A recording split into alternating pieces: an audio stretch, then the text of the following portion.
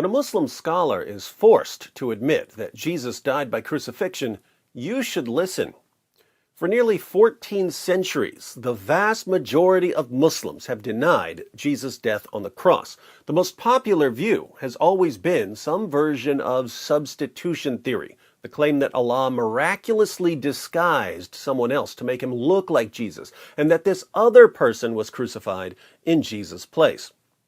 There are three main problems with the standard Islamic narrative. One, scholars, actual historians, regard Jesus' death by crucifixion as an indisputable fact of history. Two, the Quran affirms the inspiration, preservation, and authority of the Christian scriptures, and the Christian scriptures are quite clear that Jesus died by crucifixion. Three, the Islamic view portrays Allah as a cosmic trickster who deceives people about his prophets. Allah tricked people into believing that Jesus died. Fortunately, there have always been a minority of Muslims who aren't scared to point out the holes in the standard Islamic narrative. Take Sheikh Imran Hussein. In a lecture about the Quran and the Messiah, Sheikh Imran eventually discusses the crucifixion of Jesus. He begins by saying that Jesus only appeared to die, which sounds like the standard Islamic narrative. When they saw him die on the cross, they were convinced he could not have been the Messiah. What they did not know was that Allah made it appear to them that he was crucified. But then he clarifies what it really means to be crucified and what it really means to die. First, crucifixion. What's the definition of crucifixion? It is that you should die by hanging on the cross. So crucifixion isn't simply nailing someone to a cross, it's the person dying by nailing him to a cross. But what does it mean to die? What is the definition of death?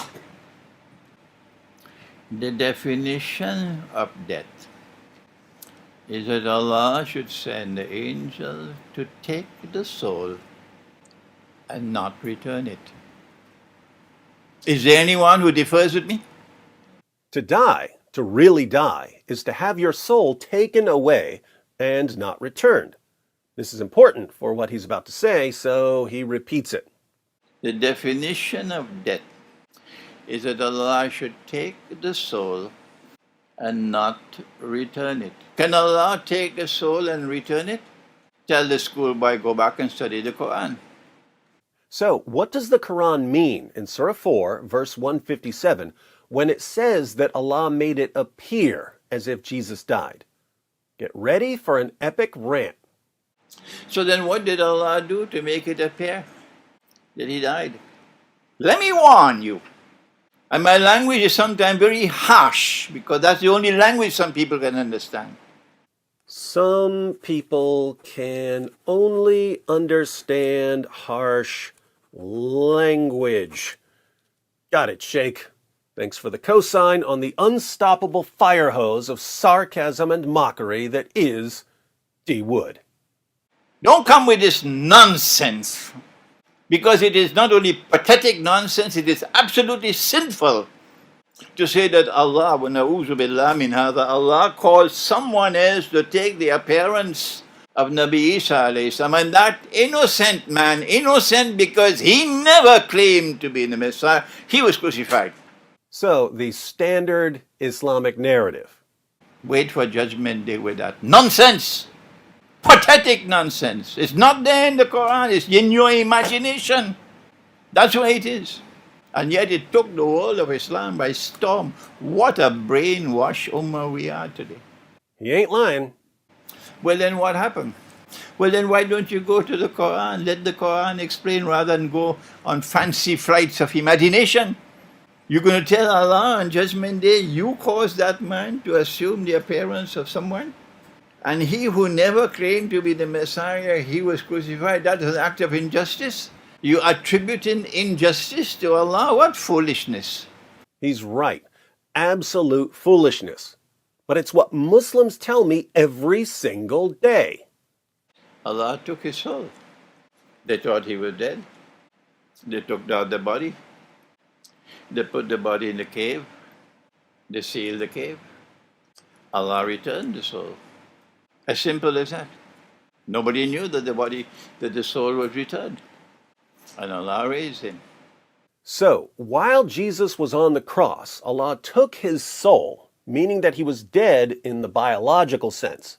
His body was taken down from the cross and put in the tomb. But then Allah returned Jesus' soul to his body, meaning he didn't die in the stricter sense the Sheikh is talking about. He wasn't dead in the sense of Allah taking away the soul and not returning it. Allah did return his soul, so Jesus rose from biological death.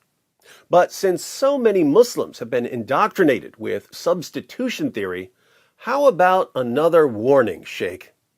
But let me warn you one more time. If you stick with this theory of substitution, you are going to be in a pathetic state on Judgment Day. Let me warn you one more time. This is a simple explanation from the Quran. And so, he did not die. Jesus didn't die in the sense that Sheikh Imran is talking about. He died in the normal sense of the word died. He was crucified in the normal sense of the word crucified. But given more specific meanings of these terms, Jesus wasn't killed and wasn't crucified. Now, it may sound as if Sheikh Imran is just playing word games here, but think about the point he's making, because he may be right about what the Quran is claiming. The Quran says nothing about Allah disguising someone else and making him look like Jesus. The Quran simply says they didn't kill him and didn't crucify him. In context, people are bragging, "We killed the Messiah, we crucified the Messiah, we got him, he's finished." And Allah's response is, "No, you didn't, and no, he isn't."